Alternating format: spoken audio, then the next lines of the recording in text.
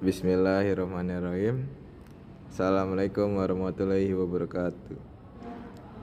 Kami dari kelas IPA 6 ingin menjelaskan tentang Indonesia dalam panggung dunia yang akan dibawa oleh M. Zaidan Septian, Akbar Faktur Rosman, Muhammad Faridilal, Mitchell Stephen, Muhammad Rizky Ardiana, dan Renaldi Zikra.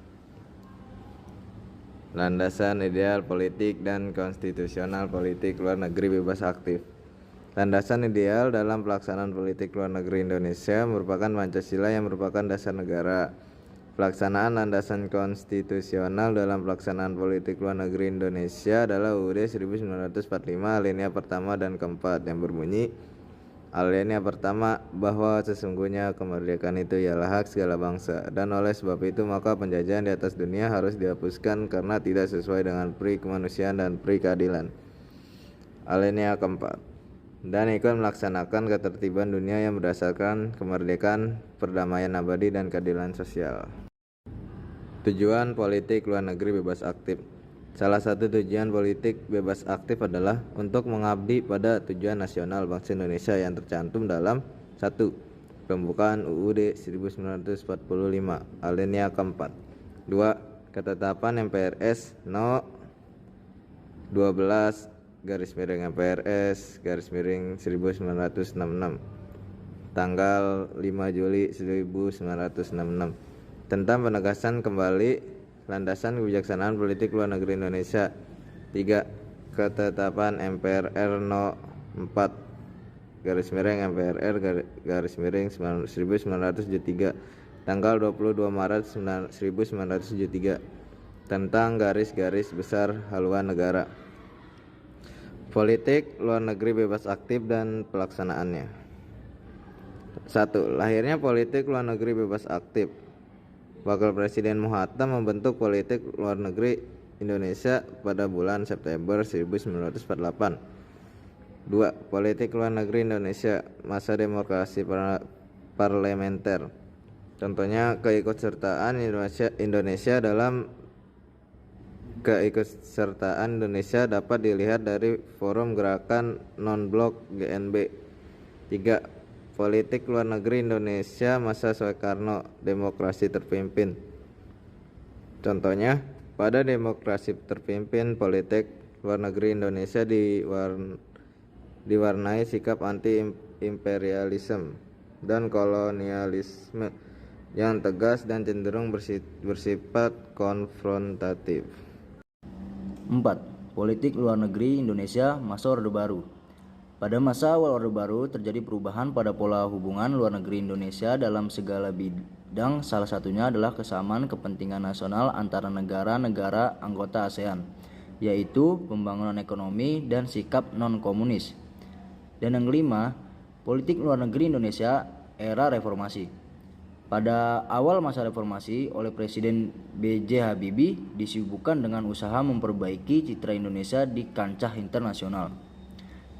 Pada masa pemerintahan Presiden Abdurrahman Wahid, hubungan RI dengan negara barat mengalami sedikit masalah setelah lepasnya Timor Timur dari NKRI. Pada masa pemerintahan Presiden Megawati, lebih memperhatikan dan mempertimbangkan peran DPR dalam penentuan kebijakan luar negeri dan diplomasi seperti diamanatkan dalam UUD 1945. Pada masa pemerintahan SBY, ciri politik luar negeri Indonesia yaitu: 1. Terbentuknya kemitraan strategis dengan negara lain. 2. Terdapat kemampuan beradaptasi terhadap perubahan domestik dan perubahan internasional.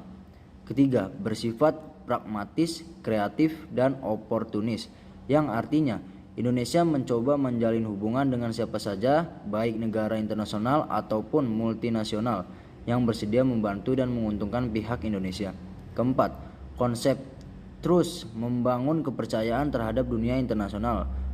Prinsip dalam konsep trust yaitu unity, harmony, security, leadership, dan prosperity.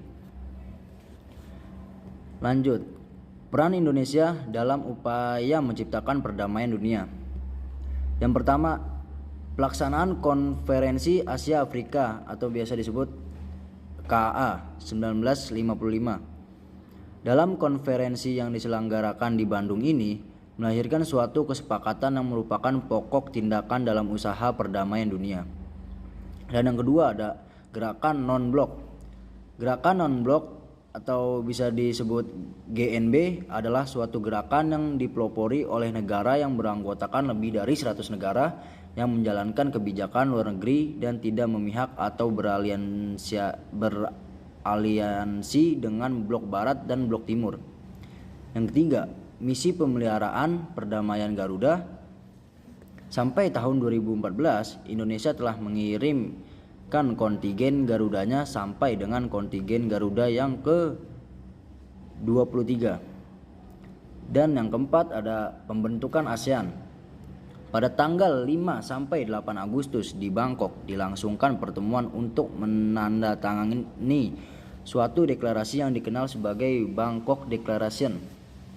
Deklarasi tersebut merupakan persetujuan untuk membantu suatu organisasi kerjasama regional yang disebut ASEAN. Komunitas ASEAN terdiri atas 3 pilar.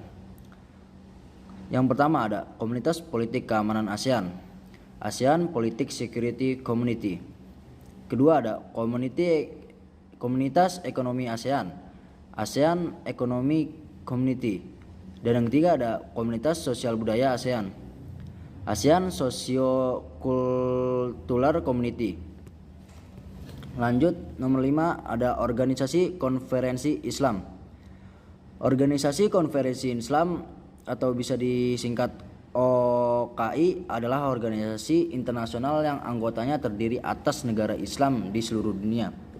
Organisasi ini didirikan pada tanggal 22 September 1969 atas prakarsa Raja Faisal dari Arab Saudi dan Raja Hasan II dari Maroko. Dan yang keenam ada Deklarasi Juanda. Deklarasi Juanda adalah suatu perjuangan bangsa Indonesia untuk memperjuangkan batas wilayah laut sehingga wilayah Indonesia merupakan suatu kesatuan yang utuh dilihat dari berbagai aspek, yaitu aspek politik, sosial budaya, dan pertahanan keamanan.